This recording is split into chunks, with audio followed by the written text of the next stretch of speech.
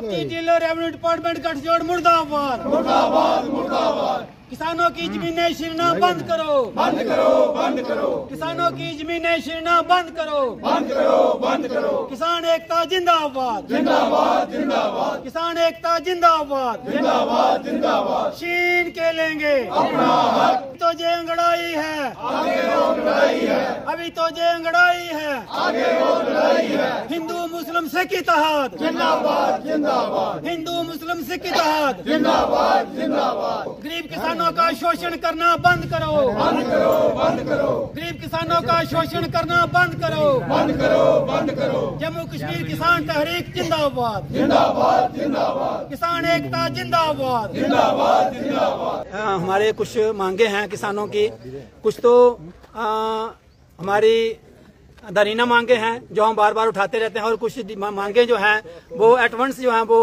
आती हैं। एक हमारे किसान हैं जहाँ पे जिनकी मालकाना जमीन जो है उसको जबरदस्ती कोरोना के टाइम उसकी गर्दौरी काट के उसके इंतकाल काट के दूसरे आदमी के नाम रेवेन्यू डिपार्टमेंट ने कर दी। इसका केस किया गया डीसी ऑफिस के अंदर, केस रिमांड हुआ, लेकिन आज भी उस किसान की बात जो है वो रिमांड होने के बावजूद भी सुनी नहीं जा रही, उसकी गर्दौरी नहीं लगा रही, जमीन लगाई जा रही, उसका इंतकाल बहाल जो है वो किया नहीं जा रहा है, और उसको डराने की धमकाने की कोशिश की जा रही है। और इसके पीछे कुछ लोग जो हैं वो प्रॉपर्टी डीलर जो हैं वो रेवेन्यू डिपार्टमेंट के साथ मिले हुए हैं, और आम गरीब किसान जो है रेवेन्यू डिपार्टमेंट उसकी बात जो है वो सुनने को तैयार नहीं है। इसीलिए ये आज का हमारा जो प्रोटेस्ट है ये था कि ये जो किसान है इसकी जमीन, इसका मालकाना हक जो है इसकी गर्दौरी लगाई जाए, इसका हक बहाल किया जाए, और जो जहाँ पे प्रॉपर्टी डीलर और रेवेन्यू डिपार्टमेंट का जो गठजोड़ है इसका हम मांग करते हैं कि ये इंक्वायरी होनी चाहिए कि किस तरह के एग्रीकल्चर लैंड के ऊपर बेशुमार कॉलोनियां जो है वो जहाँ पे काटी जा रही हैं, गरीबों से जमीन छीनी जा रही है। अगर कोई गरीब किसान जो है वो मतलब के कॉम्प्रोमाइज तरीके से जमीन दे देता है तो ठीक है, नहीं तो उसको डराया जाता है, धमकाया जाता है, उसके आगे पैसे फेंके जाते हैं और उसकी जमीन जो है वो छीनने की कोशिश की जाती है। ऐसे जहाँ पे केस है, और ये भी एक ऐसा ही केस है।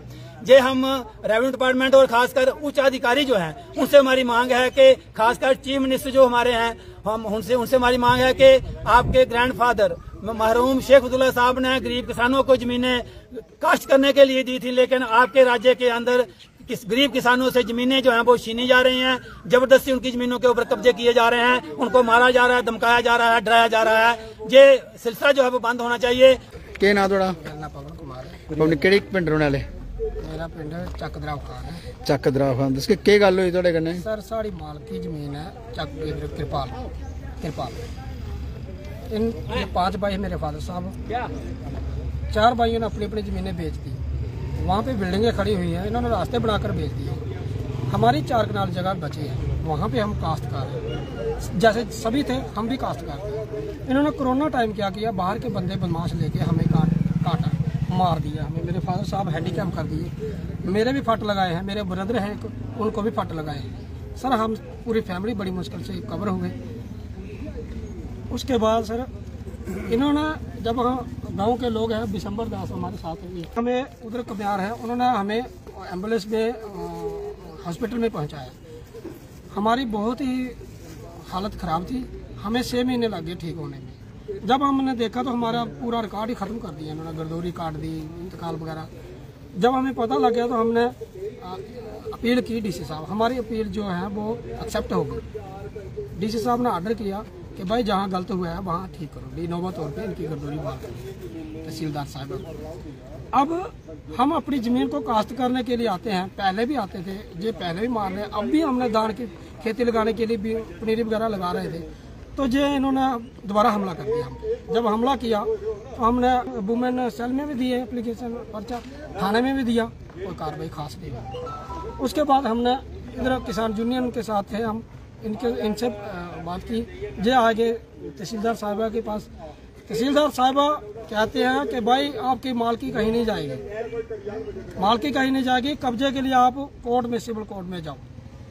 अब सर 4 साल मुझे लगे ये केस, इधर मम्मी पापा फादर साहब को ठीक करने में भी पैसा लगा सर, मैंने पता नहीं कहाँ से पैसे ठीक किया। अब मैं कोर्ट में जाऊंगा, पैसे कहाँ से लाऊं सर? अब बताइए जो प्रॉपर्टी डीलर कौन लोग हैं वो? प्रॉपर्टी डीलर सर और भी हमारे घर पे आते हैं, कहते हैं 2-4 कौन है, नाम क्या है उनका? नाम का पता नहीं है सर, नाम का पता है, बाहर के आते हैं, पता नहीं कौन कौन है, कहते हैं 10-20 लाख। गाँव का तो होगा कोई इसमें? नहीं सर, 10-20 लाख रुपए लो खलासी करो, 10-20 लाख रुपए लो खलासी करो, हम देख लेंगे आगे। Thank you. इस किस्म की बातें करते हैं। खुख्याल के साथ ये गांव है, वहाँ पर मौके पर जाती हैं, जो बंदा इफेक्टेड है उसको 11 बजे फोन किया जाता है, फोन से इन्फॉर्म किया जाता है कि हालांकि 2-3 पहले इतला देनी पड़ती है, बाकायदा चौकीदार इतला करवाता है, लेकिन 11 बजे फोन किया जाता है कि 2 बजे आपका उधर मौका है, 2 बजे उधर आ जाओ। अगर बंदा बाहर ही हो, कहीं दूर पर हो, घर पर ना हो, तो क्या करता वो? अपने बंदे भी वो इकट्ठे वहाँ पर नहीं कर पाया, जो बाहर के जो प्रॉपर्टी डीलर लोग हैं उन्होंने अपने बंदे लाए हुए, उनकी गवाहियां ली उनका और जब हमने इनके पास जब मिले तो हमें कहते हैं अब आप सिविल कोर्ट में जाओ, रेवेन्यू डिपार्टमेंट ये हालात हैं किसान के, तो किसान इन हालात में क्या करे? तो जब हमारे पास ये लड़का हमारे पास पहुंचा तो हमने इसका केस अब लिया हुआ है, हम देखते हैं क्या होता है।